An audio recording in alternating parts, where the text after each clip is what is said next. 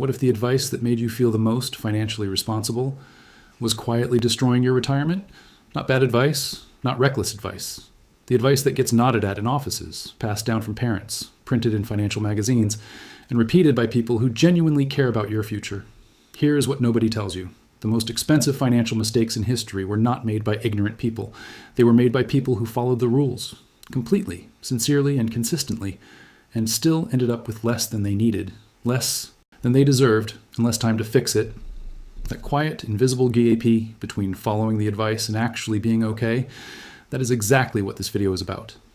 Before we go deeper, let me be clear about what this video is not. This is not an argument against saving for retirement. It is not a contrarian case for living recklessly today. It will not tell you to stop contributing to your 401k or chase exotic investments. None of that. This video is about something more specific and far more dangerous than obvious mistakes. It is about the advice that sounds right, the kind that feels mature, responsible, and well-reasoned, the kind that has been repeated so many times it stopped being examined. And when smart ideas stop being examined, they calcify into assumptions. And assumptions, unchallenged for decades, produce consequences that arrive at the worst possible time, when you're too far in to restart. The core question this video is asking is uncomfortable but necessary. Is it possible to follow widely accepted mainstream retirement advice and still arrive at the wrong destination? Based on behavioral economics, cognitive psychology, and documented financial outcomes? The answer is yes. And understanding why that happens at the level of behavior, identity, and decision-making is what will genuinely change how you think about money. Deep breakdown. This is not a single problem. It is several interlocking problems that all produce the same outcome. Let us break them down layer by layer. Layer 1. The advice was built on averages, and you will live a specific life. When a financial planner tells you to save 15% of your income for retirement, that number comes from a model.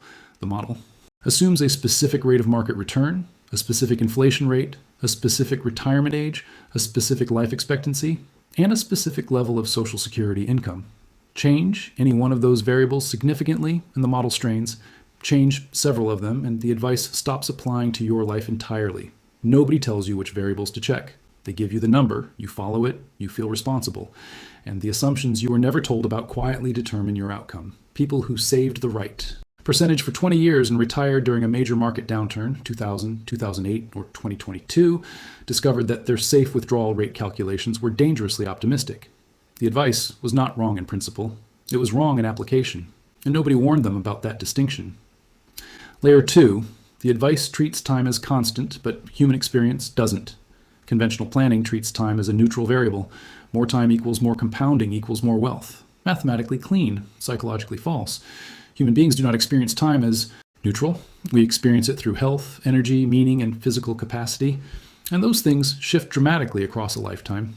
The money you have at 67 is mathematically more than what you could access at 57. But the life that money enables, the travel, the physical activity, the certain kinds of freedom, is not equally available at every age. Your body changes, your energy changes. The things you can do with wealth are not the same at 70 as they are at 55. Conventional wisdom correctly accounts for the time value of money. It almost never accounts for the time value of experience.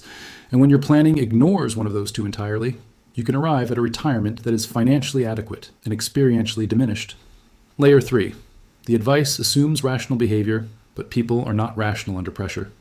Every retirement framework, the 4% rule, target date funds, standard diversification strategies, is built on an assumption of rational behavior, that you will stay the course during market drops, that you will not panic sell, that you will not stop contributing during hard times, that you will not touch the account during a crisis. Behavioral economics has spent decades documenting how thoroughly and predictably humans fail these assumptions. During a major market correction, the majority of retail investors make decisions that directly contradict their stated long-term strategy. They sell when they should hold, they stop contributing when they should accelerate, they move to cash when the model says stay invested. Then they wait too long to re-enter, missing the early stages of recovery, which is exactly where the most significant returns concentrate. The advice assumes a version of you that does not exist under pressure. Every major financial crisis in modern history has revealed this gap reliably and at scale. Layer 4. The advice ignores the cost of staying in the wrong place. This is the most overlooked layer. Conventional retirement advice focuses almost entirely on maximizing what is in your accounts. It says almost nothing about the compounding cost of staying in a career, city, or lifestyle that is quietly draining you. Someone who spends 15 years in a role misaligned with their strengths and energy does not just lose time. They lose the compounding value of their peak performance years. They also spend more managing the psychological weight of dissatisfaction, comfort spending, chronic stress, and the quiet financial erosion of not performing at the level they are capable of. Conventional wisdom says maximize contributions, minimize fees, diversify, and wait, it has almost nothing to say about structuring your working years so that the foundation your contributions rest on is not slowly cracking underneath you. Micro examples. Consider how this plays out in everyday, ordinary decisions. Someone reads that they should maximize their 400 or 1K contribution before anything else, so they do. They hit the legal maximum every year, but they are also carrying credit card debt at 19% interest. The math is quietly catastrophic. They are earning a 7% average return while paying 19% on debt. The conventional advice told them to max the 401k. They did, and it cost them. Consider the person who is told never circumstances. When a real crisis arrives, a medical emergency, a sudden job loss, they make destructive decisions everywhere else rather than recognizing that accessing part of their retirement account, even with the 10% penalty, might be the least damaging option available to them in that specific situation. Consider the couple who stay in their high-cost city because that is where opportunity lives, or so the conventional wisdom says. They save responsibly. But housing costs, taxes, and general cost of living erode so much of their income that their effective savings rate is far lower than they realize. Meanwhile, someone who made the uncomfortable choice to relocate to a lower-cost environment and who was told they were making a risk is building wealth at a pace that looks almost unreasonable by comparison. None of these are exotic situations. They happen millions of times to people doing their best with the framework they were given, rules and principles. So what actually fills the gap? If conventional advice is not enough, here are 10 principles that go deeper than the standard playbook. Principle 1, always ask what the advice assumes. Every piece of financial guidance is built on assumptions. Your job is to identify them before you follow it. When someone says invest in index funds, ask what that assumes about your time horizon, your emotional behavior during volatility, and the economic environment. Not to reject the advice, but to know whether those assumptions match your actual life. Principle 2, solve for flexibility. Before maximum return, the most expensive financial situation you can be in is one with no options. Before chasing the highest return, build a structure that gives you choices. An emergency fund is not just a safety net. It is the thing that prevents catastrophically bad decisions during the moments when you are most vulnerable. Principle 3, match your strategy to your actual behavior, not your ideal behavior. If you know, based on your own history, that you will likely make emotional decisions during a market downturn, build that into your strategy from the start. A slightly lower return portfolio you will actually hold through a crisis is worth more than a theoretically optimal portfolio you abandon at the worst moment. Principle 4, treat your career as a financial instrument. Your income-generating capacity is your most powerful financial asset. Conventional advice talks at length about what to do with money after it arrives. It spends almost no time on how to grow the rate at which it arrives or how to protect your conditions for sustaining earning power. Investing in skills, health, and positioning is retirement planning. Most frameworks just do not frame it that way. Principle 5, understand the difference between rules of thumb and rules. The 4% withdrawal rule is a rule of thumb developed from a specific historical study using specific data. The 15% savings rate is a rule of thumb. They are useful starting points and genuinely terrible finishing points. Orient yourself with them, then do the specific math for your specific life. Principle 6, think about sequence risk, not just returns. Sequence of returns. Risk means the order in which you experience investment returns matters enormously, especially in the years immediately surrounding retirement. Retiring into a bear market while simultaneously withdrawing from your portfolio can permanently impair the longevity of that money, even if the long-term average return looks fine on paper. A cash buffer of 1 to 2 years of expenses specifically addresses this risk and is one of the most underused tools in retirement planning. Principle 7, plan for the psychology of retirement, not just the finance. Research on retirement psychology is consistent and consistently ignored. A significant percentage of people who reach traditional retirement age experience depression, identity loss, and cognitive decline they did not anticipate. These translate directly into financial decisions, increased healthcare spending, isolation, and poor judgment under pressure. A plan that accounts only for the money and not for how you will sustain meaning and structure in that life stage is an incomplete plan. Principle 8, account for inflation on the things that actually matter to you. General inflation is an average. Healthcare inflation runs significantly higher. If you will spend a meaningful portion of your retirement income on healthcare, which is not just likely but near certain, using general inflation numbers in your planning creates a dangerous shortfall. The gap between headline inflation and healthcare inflation is one of the most common and most costly planning miscalculations people make. Principle 9, review your plan on a fixed schedule, not when something goes wrong.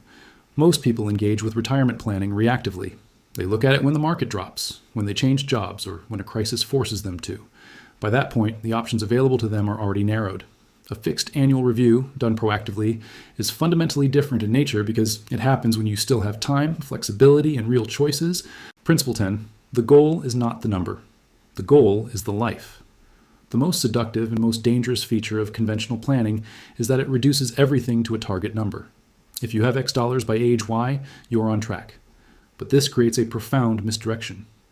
People spend decades optimizing for a number and discover, when they reach it, that the number does not automatically produce the life they imagined. The number is a tool, the life is the goal, planned from the life backward, not from the number forward. Future projection. Make this personal for a moment, because the numbers only matter if you can see yourself inside them. Imagine the version of you who changes nothing, who continues following the conventional script, who feels generally fine about retirement contributions, and assumes that doing the recommended things means being probably okay. That version of you arrives at 65 and discovers that the assumptions embedded in the advice you followed no longer match the world you're entering.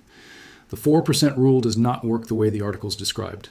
Social Security is lower than expected due to changes that were publicly discussed for years but never felt urgent. Healthcare costs in year 1 exceed what you budgeted for the first 5 years combined. The portfolio holds, technically, but the margin is so thin that any unexpected expense threatens the entire structure.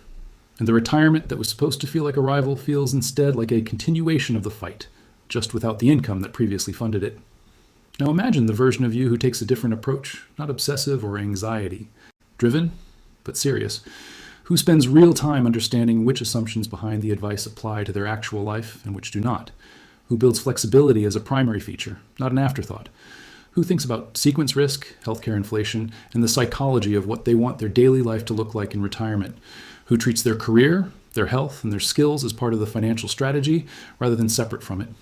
That version arrives at 65 with more than a number. They arrive with a structure built for their real life, stress-tested against their actual behavioral patterns and specific risk profile, a retirement imagined at the level of daily experience, not just portfolio balance. And because the structure is honest rather than optimistic, it holds we in the world does not cooperate with the model. The difference between these two futures is not primarily about income. It is about the clarity and honesty with which you examine the assumptions you are operating under, and whether you took the time to determine whether those assumptions were actually true for you.